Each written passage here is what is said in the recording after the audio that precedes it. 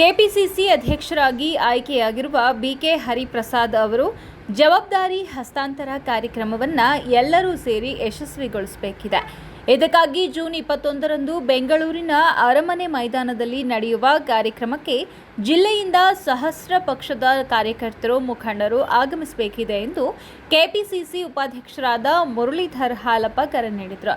ಚಿತ್ರದುರ್ಗ ನಗರದ ಜಿಲ್ಲಾ ಕಾಂಗ್ರೆಸ್ ಕಚೇರಿಯಲ್ಲಿ ಭಾನುವಾರ ಸಂಜೆ ನಡೆದ ಕೆಪಿಸಿಸಿ ಅಧ್ಯಕ್ಷರ ಅಧಿಕಾರ ಹಸ್ತಾಂತರ ಕಾರ್ಯಕ್ರಮದ ಪೂರ್ವಭಾವಿ ಸಭೆಯಲ್ಲಿ ಭಾಗವಹಿಸಿ ಮಾತನಾಡಿದ ಅವರು, ಕಾಂಗ್ರೆಸ್ ಕಟ್ಟಾಳು ವಿಧಾನ ಪರಿಷತ್ ವಿರೋಧ ಪಕ್ಷದ ನಾಯಕರಾಗಿ 4 ಬಾರಿ ರಾಜ್ಯಸಭೆಗೆ ನೇಮಕಗೊಂಡಿದ್ದ ಸಂಘಟನಾ ಚತುರ ಬಿಕೆ ಹರಿಪ್ರಸಾದ್ ಕಾಶ್ಮೀರದಿಂದ ಕನ್ಯಾಕುಮಾರಿಯವರೆಗೆ ಪಕ್ಷ ಸಂಘಟನೆಯಲ್ಲಿ ತೊಡಗಿದ್ದಾರೆ.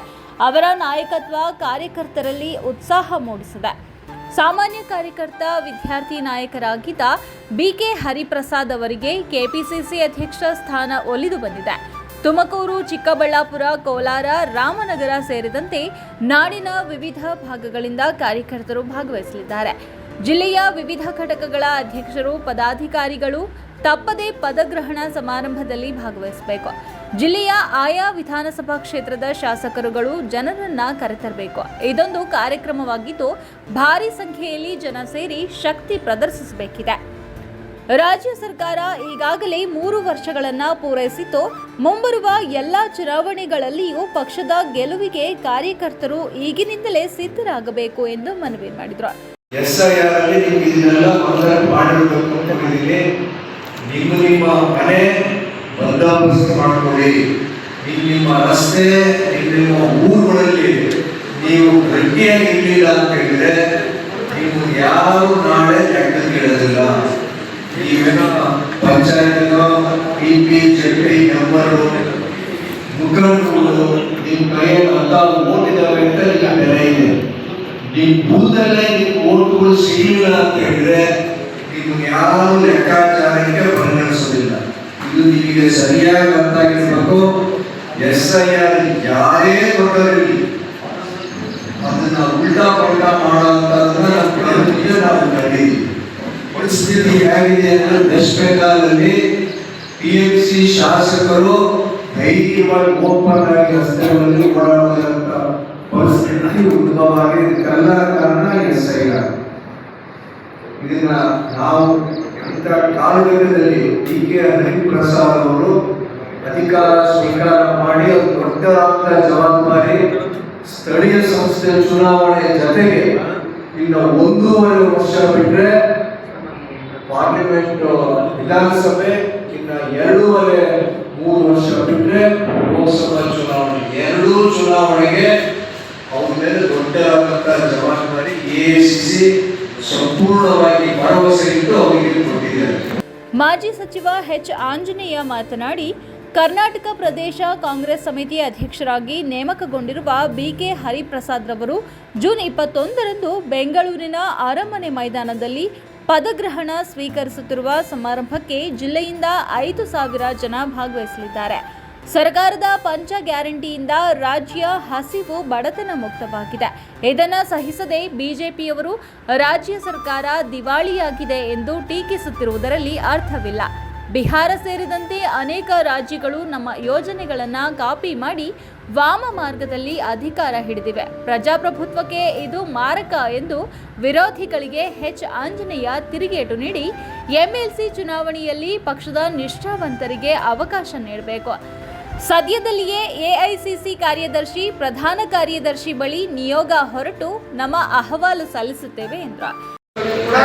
ಅಧಿಕಾರದ ವಂಚಿತನಾಗಬಾರ್ದು. ಅದೇನೋ ಎಲ್ಲ ಬೋರ್ಡ್ಗಳ ಮೀಟಿಂಗ್ ಹಿಡಿದ್ರೆ ಯಾರ್ಯಾರು ಮಾಡ್ತಾರೆ ನೋಡ್ಬಿಟ್ಟು ನಾನು ಇಮಿಡಿಯೇಟ್ ಕ್ಲಿಯರ್ ಮಾಡ್ತೀನಿ. ಸರ್ಕಾರ ಮಟ್ಟದಲ್ಲಿ ಯಾವ್ಯಾವ ನಾಮಕರಣ ಅವರುಗಳು ಎಲ್ಲ ಆದ್ಮೇಲೆ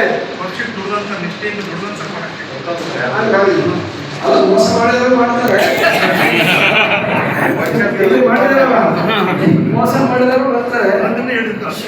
ಮುಚ್ಚಿದ್ರೆ ಅವನ್ನೇ ಮಾಡೋದು, ಆಯ್ತು ಹೇಳಿದ್ರೆ ಅವ್ರು ಮಾಡಲ್ಲ. ಇನ್ನು ಆಗಲ್ಲ, ನಾವು ಬಿಡಲ್ಲ. ಅದನ್ನು ಕೂಡ ಹರಿಪ್ರಸಾದ್ ನಾವು ಹೇಳಿದ್ರು, ಕಾಂಗ್ರೆಸ್ ಕಾರ್ಯಕರ್ತರ ಕಾವಲುಗಾರರಿಗೆ ಅವರ ಹಿತಾಸಕ್ತಿಯನ್ನು ಕಾಪಾಡ್ತಕ್ಕಂಥವ್ರು ಕರೆಕ್ಟಾದ ಪಕ್ಷದಕ್ಕೆ ಒಂದು ಇದಿತ್ತು. ಅವ್ರು ಏನಾರ ಮಾತಾಡಬೇಕು ಅಂತಂದ್ರೆ ಸರ್ಕಾರಕ್ಕೆ ಒಂದು ಅಂಕುಶ ಹಾಕ್ಬೇಕಂದ್ರೆ ಆ ಮಟ್ಟದ ನಾಯಕರು ಬೇಕಾಗಿತ್ತಿಲ್ಲ. ಏನಾದರೂ ಹೆಚ್ಚು ಮಾಡಿದ್ರೆ ಇದು ಮಾಡಿ ಸರಿಯಲ್ಲ ಅಂತ ಬೇಕಾಯ್ತಲ್ಲ, ಅದೆಲ್ಲ ಶಕ್ತಿ ಕೂಡ ಅವ್ರಿಗೆ ಹೈಕಮಾಂಡ್ ಅಂತವರು ಸಮರ್ಥನ ಈ ರಾಜ್ಯದ ಕಾಂಗ್ರೆಸ್ಸಿನ ಅಧ್ಯಕ್ಷರನ್ನು ಮಾಡಿದರೆ ನಮಗೆಲ್ಲ ಭಾಳ ಸಂತೋಷ ಆಗಿದೆ ಅಂತ ಮಾತನ್ನು ಹೇಳಿ ನಾವು ಎಲ್ಲರೂ ಸೇರಿಕೊಂಡು ಹೋಗೋಣ. ಬೇಕಾದಷ್ಟು ಜನ ನಾಯಕರು ವರ್ಷಕ್ಕೋಸ್ಕರ ಅವ್ರದ್ದೇ ಆದಂಥ ತ್ಯಾಗ ಮಾಡಿದ್ದಾರೆ, ಅವ್ರದ್ದೇ ಆದಂಥ ಎಲ್ಲ ಕೆಲಸ ಭಕ್ಷ್ಯಗಳು ಬಿಡುವಂಥವ್ರಿದ್ದಾರೆ. ಅವರು ಎಲ್ಲರಿಗೂ ಸ್ಥಾನವನ್ನು ದೊರೀಬೇಕು ಅನ್ನೋದು ನಮ್ಮ ಅಭಿಲಾಷೆ, ನಾಡುಗಳ ಅಭಿಲಾಷೆ ಮಾಡಿದೆ.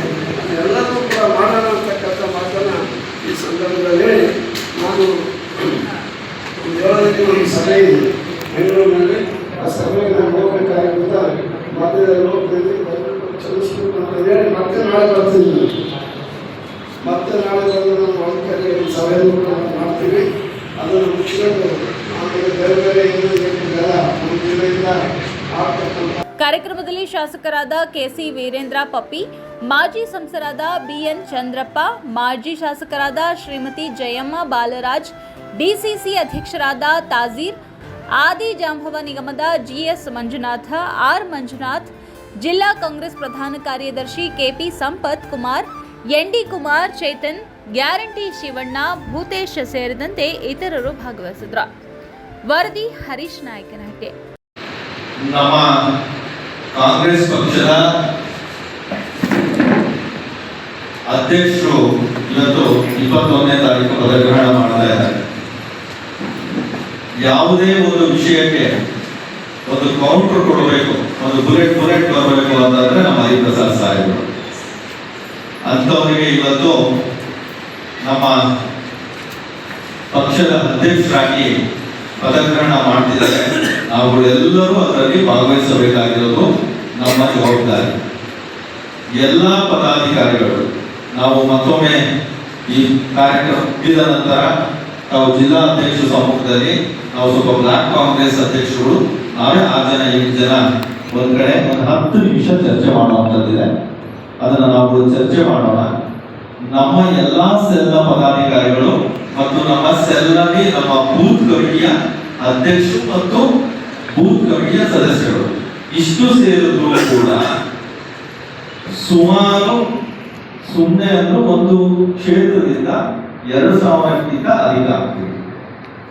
ಅದರಲ್ಲಿ ನಮ್ಮ ಸಂಘಟನೆಯಿಂದ ನಾವು ಎಷ್ಟು ಜನರನ್ನ ಹೊರಡಿಸಬಹುದು, ಅದಕ್ಕೆ ಬೇಕಾಗಿರುವಂತಹ ವ್ಯವಸ್ಥೆಗಳು ಏನು, ಆ ವ್ಯವಸ್ಥೆನ ಯಾವ ರೀತಿ ಮಾಡಬೇಕು ಅನ್ನೋ ಚರ್ಚೆನ ನಾವು ಮತ್ತೊಮ್ಮೆ ಈಗ ಇದು ಮುಗಿದ ನಂತರ ಮಾಡೋಣ ಅಂತ ಹೇಳ್ತಾ ಎಲ್ಲ ರೀತಿಯ ಸಹಕಾರ ನಮ್ಮಲ್ಲಿರುತ್ತೆ.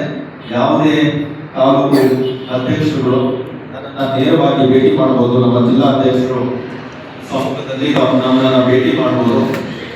ಯಾವುದೇ ರೀತಿಯ ವಾಹನ ಸೌಲಭ್ಯ ಇರಲಿ, ಎಲ್ಲ ಸಹಕಾರ ನಮ್ಮಿಂದ ಇರುತ್ತೆ ಅಂತ ಹೇಳ್ತಾ ಎಲ್ಲರಿಗೂ